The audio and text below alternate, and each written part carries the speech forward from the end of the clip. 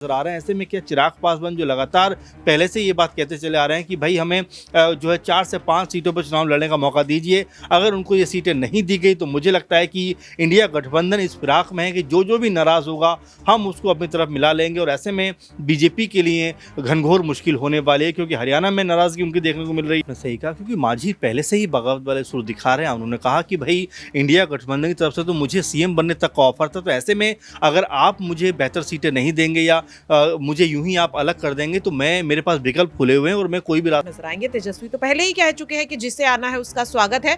मैं किस जेडी का यही कहना है कि चिराग पासवान को अगर उस खेमे में जाकर कुछ नहीं मिल रहा है तो जाहिर है कि अब उन्हें खेमा बदल लेना चाहिए। और अगर ऐसा होता है नाज़मीन, तो जाहिर है कि यहाँ पर आने वाले समय में पासवान के खिलाफ कार्रवाई देखी जा सकती है। नमस्कार, मैं नाज़मीन खान और आप देख रहे हैं SPN9 न्यूज। आप सभी का बहुत बहुत स्वागत है मेरे खास प्रोग्राम बात सच की में, जहां देश भर में नागरिकता संशोधन अधिनियम यानी CAA लागू हो गया है, तो वहीं हरियाणा में तख्ता पलट देखने को मिल रहा है। तो वहीं तीसरी तरफ बिहार में अभी तक घमासान रुकने का नाम नहीं ले रहा है।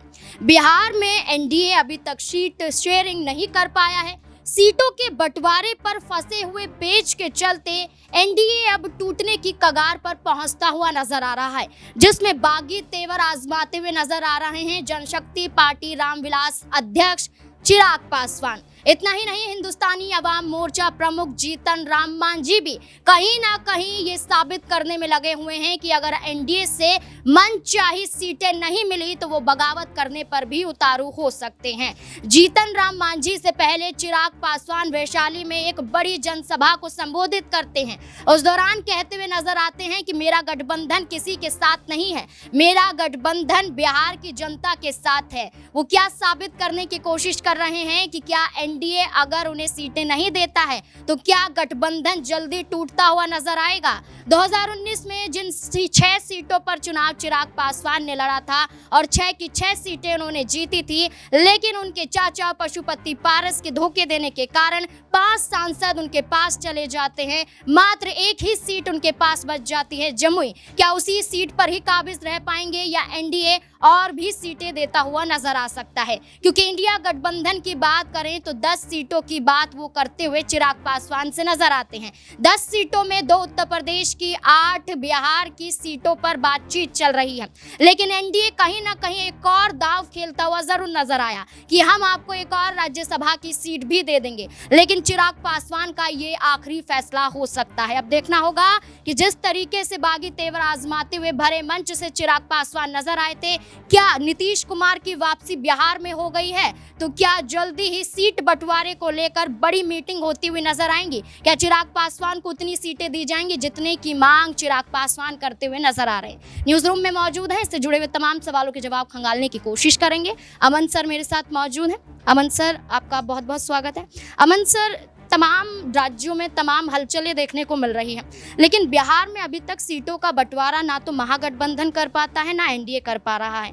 अब NDA के सामने चुनौती चिराग पासवान बने हुए हैं, जनसभा के दौरान ऐलान कर देते हैं। वहीं NDA की बात करें तो क्या सीटें चिराग पासवान को उतनी देंगी जितनों की मांग वो कर रहे हैं, जिसमें हाजीपुर, समस्तीपुर, जमुई तो है, तो क्या सीटें उतनी दी जाएंगी या फिर वो इंडिया गठबंधन की तरफ रुख करते हुए नजर आएंगे, क्योंकि 10 सीटों का ऑफर है?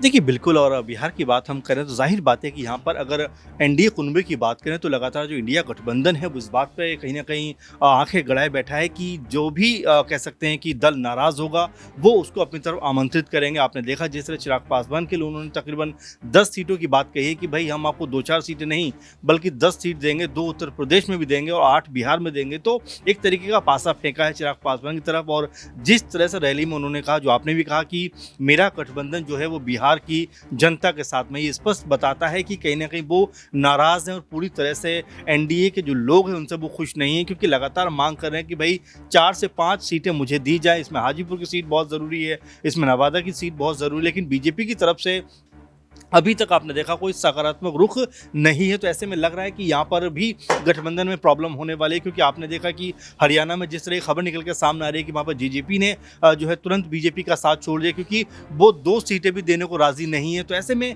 जो साथी गठबंधन है अब वो भी बगावत पे उतरते हुए दिखाई दे रहे हैं, क्योंकि अगर इतना उनको दबाया जाएगा तो जाहिर बात है कि वो भी ये सोचेंगे कि हमारी पार्टी कह सकते हैं कि जब हमारी पार्टी के तौर पर हमें 1-2 सीट देंगे आप, तो हमारे कोई वजूद बचेगा नहीं। आपने देखा निषाद भी यही बात कहते हुए नजर आए कि भाई हमें आप बेशक 1 सीट दीजिए, लेकिन हमारे चुनाव चिन्ह पे हम जो है चुनाव लड़ेंगे। तो ऐसे में जो कई सारे दल हैं बीजेपी के साथ में, एनडीए के साथ में, वो अब बागी तेवर दिखाते हुए नजर आ रहे हैं। ऐसे में क्या चिराग पासवान जो लगातार पहले से ये बात कहते चले आ रहे हैं कि भाई हमें जो है 4 से 5 सीटों पर चुनाव लड़ने का मौका दीजिए, अगर उनको ये सीटें नहीं दी गई तो मुझे लगता है कि इंडिया गठबंधन इस फिराक में है कि जो भी नाराज होगा हम उसको अपनी तरफ मिला लेंगे। और ऐसे में बीजेपी के लिए घनघोर मुश्किल होने वाली है, क्योंकि हरियाणा में नाराजगी उनकी देखने को मिल रही है, उत्तर प्रदेश में भी कई दल बहुत खुश नहीं है। ऐसे में बिहार में भी अगर ये स्थिति बनी रही तो एनडीए के लिए खासी मुश्किल होने वाली है। इसका फायदा कहीं ना कहीं इंडिया गठबंधन उठाता हुआ नजर आएगा। सर, चिराग पासवान के साथ साथ जीतन राम मांझी का चेहरा भी बार बार देखने को मिल रहा है, क्योंकि बिहार में अभी तक कैबिनेट का विस्तार भी नहीं हुआ है। नीतीश कुमार विदेश से आ गए हैं, लेकिन कैबिनेट का विस्तार ना होना, सीट शेयरिंग ना करना। वहीं जीतन राम मांझी के बेटे की बात करें, संतोष मांझी, यहाँ से मुलाकात भारतीय जनता पार्टी के कई बड़े चेहरे उनसे करते हुए नजर आते हैं। नित्यानंद राय की बात करें, वो मुलाकात करते हैं सीटों को लेकर ही। तो क्या जीतन राम मांझी की भी मांग होगी? कितनी सीटों की मांग हो सकती है? नाज़रीन, बिल्कुल आपने सही कहा, क्योंकि मांझी पहले से ही बगावत वाले सुर दिखा रहे हैं। उन्होंने कहा कि भाई इंडिया गठबंधन की तरफ से तो मुझे सीएम बनने तक का ऑफर था, तो ऐसे में अगर आप मुझे बेहतर सीटें नहीं देंगे या मुझे यूं ही आप अलग कर देंगे तो मेरे पास विकल्प खुले हुए हैं और मैं कोई भी रास्ता चुन सकता हूं। तो ऐसे में वही बात हो रही है कि देखिए बीजेपी के लिए मुश्किल ये है कि जेडीयू भी उनके साथ आ गए। तो पिछली बार 17 में दोनों लड़े, इस बार अगर उनको कम सीटें देंगे तो वो नाराज हो सकते हैं। और अगर जो साथ में आए हुए दल हैं, अगर चाहे मांझी हैं, मुकेश सैनी हैं, या फिर चिराग पासवान है, पशुपति पारस हैं, या और भी जो लोग हैं, अगर उनको उनके मुताबिक सीटें नहीं दी गई और बीजेपी नहीं मना पाई, तो यहाँ पर मानकर चलिए कि बिहार में भी कोई बड़ा खेल हो सकता है। जो कि लगातार बिहार में बीजेपी कह रही थी कि पिछली बार हम लोगों ने 39 सीटें जीती, लेकिन इस बार हम 40 सीटें जीतेंगे, वो सपना उनका अधूरा रह सकता है। क्योंकि चिराग पासवान, मांझी और पशुपति पारस इस समय कह सकते हैं बिहार की राजनीति में बड़े चेहरे के तौर पर उभरे हैं। और अगर उनको एक तरीके से इंडिया गठबंधन अपनी तरफ मिला लेता है तो यहाँ पर बीजेपी को बहुत बड़ा झटका लग सकता है। जी बिल्कुल, यहाँ पर भारतीय जनता पार्टी अगर और राज्यों में सीटों को लेकर बंटवारे कर देती है, उम्मीदवारों के ऐलान कर देती है, लेकिन अगर बिहार में अभी तक उम्मीदवारों का ऐलान ना होना, सीट बंटवारा ना होना, ये तय करता है कि एनडीए में कुछ ना कुछ गड़बड़ी तो जरूर है। इसलिए राष्ट्रीय जनशक्ति पार्टी अध्यक्ष पशुपति पारस की बात करें, वो तो इस बात पर भी अड़े हुए हैं कि हाजीपुर सीट में अपने हाथों से जाने नहीं दूंगा, किसी भी हालत में ये सीट नहीं छोड़ूंगा। वहीं चिराग पासवान इस सीट की मांग करते हुए नजर आ रहे हैं। क्या चाचा भतीजे में एक बड़ी लड़ाई देखने को मिलेगी और इस लड़ाई के चलते ही एनडीए टूटने की कगार पर पहुंच जाएगा? एनडीए को इसका सबसे बड़ा नुकसान झेलना पड़ सकता है। तो क्या पशुपति पारस और चिराग को खुश करने के लिए एनडीए क्या कोई दूसरा रास्ता निकालता हुआ नजर आएगा? प्रज्ञा मेरे साथ मौजूद है, जानने की कोशिश करेंगे कि अब क्या कुछ यहाँ पर समीकरण बिहार में बनता हुआ नजर आ सकता है। प्रज्ञा, जैसे कि देखने को ये मिल रहा है कि चिराग पासवान कहते हैं कि हाजीपुर सीट चाहिए क्योंकि वो मेरे पिता रामविलास पासवान की सीट है, वहीं उनके चाचा अड़े हुए हैं कि मुझे हाजीपुर सीट किसी को नहीं देनी है। तो क्या एनडीए यहाँ पर कोई और नया पैंतरा आजमाता हुआ नजर आ सकते हैं, या फिर दोनों की लड़ाई एनडीए पर भारी पड़ती हुई नजर आएगी? देखिए, बिल्कुल चिराग पासवान की अगर आप बात करें तो उन्होंने अभी हाल ही में एक रैली भी की, जिसमें उन्होंने एक बात तो साफ कर दी कि चिराग पासवान जो मांग कर रहे हैं, अगर एनडीए में वो पूरी नहीं होती है तो जाहिर तौर पर वो मांग जिस भी दल द्वारा पूरी की जाएगी वो उस तरफ जाते हुए नजर आएंगे। क्योंकि चिराग पासवान ने भरे मन से कहा कि मीडिया कर्मी काफी ज्यादा उत्सुक हैं ये जानने के लिए कि आखिरकार चिराग किसकी तरफ है। चिराग कहते हैं कि मैं सिर्फ और सिर्फ बिहार की जनता की तरफ हूँ, तो बिहार की जनता के लिए जो सही लगेगा वो करूंगा। तो इससे साफ तौर पर समझ में आ रहा है चिराग पासवान पूरी तरह से बगावत के मूड में है। अगर एनडीए उनकी मांगों को पूरा नहीं करता है तो वो बिल्कुल बगावत करते हुए नजर आएंगे। तेजस्वी तो पहले ही कह चुके हैं कि जिसे आना है उसका स्वागत है, मैं किसी को नहीं बुलाऊंगा। जी बिल्कुल, यहाँ कर क्योंकि तेजस्वी यादव की बात करें तो तेजस्वी यादव बिल्कुल ये बातें कह चुके हैं कि स्वागत है सभी का, सबको बुलाने के लिए तैयार हूं, लेकिन फैसला उन्हें लेना पड़ेगा जो आना चाहते हैं। यानी कि चिराग पासवान पर सारा का सारा फैसला छोड़ दिया जाता है। लेकिन जहां चिराग पासवान फैसला लेने की बात यहां पर करते हुए नजर आएंगे तो वहीं उनके जो चाचा है पशुपति पारस की पार्टी के जो प्रवक्ता है वो उन पर कार्यवाही की मांग करते हुए नजर आते हैं। वो कहते हैं कि बिहार में जनता को गुमराह करना, एनडीए में खलल पैदा करना चिराग पासवान का मकसद है। उनको यहाँ पर बर्खास्त कर देना चाहिए, गठबंधन से निकाल देना चाहिए। इतना ही नहीं, कार्यवाही उनके खिलाफ होनी चाहिए। ऐसी बात यहाँ पर राष्ट्रीय लोजपा प्रवक्ता करते हुए नजर आते हैं। प्रांशी मेरे साथ है, जानने की कोशिश करेंगे कि क्या चिराग पासवान का ये कदम क्या उन पर ही भारी पड़ता हुआ नजर आ सकता है। चिराग पासवान की बात कर रहे हैं प्रांशी, वो कहीं ना कहीं बागी तेवर आजमाते हुए नजर आ रहे हैं। लेकिन और पार्टी की बात करें, उनके चाचा की पार्टी की ही बात करें तो उनके प्रवक्ता कहते हैं कि एनडीए से निकाल दो चिराग पासवान को, उनके खिलाफ कार्यवाही करो, क्योंकि वो माहौल बिगाड़ रहे हैं। लोकसभा चुनाव से पहले जितनी सीटों की मांग कर रहे हैं उतने सांसद उनके पास पहले होने चाहिए। यहाँ पर जब है नहीं तो कैसी मांगे करते हुए नजर आ रहे हैं। तो क्या लगता है कि क्या कार्यवाही एनडीए की तरफ से हो सकती है?